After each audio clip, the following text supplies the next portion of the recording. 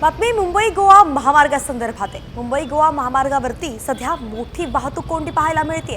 माणगाव जवळ 8 ते 9 किलोमीटर लांब रांगा पाहायला मिळतात। दोन्ही बाजूंच्या मार्गावरती वाहनांची कोंडी दिसते।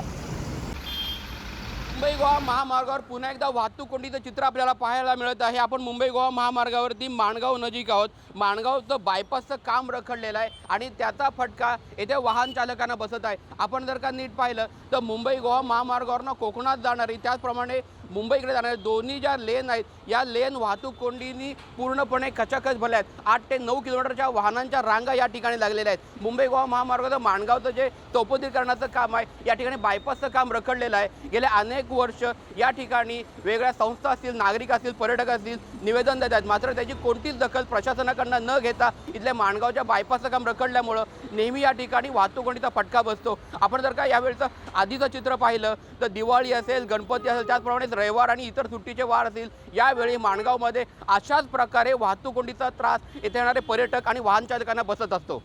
सचिन कदम, साम टीव्ही, रायगड।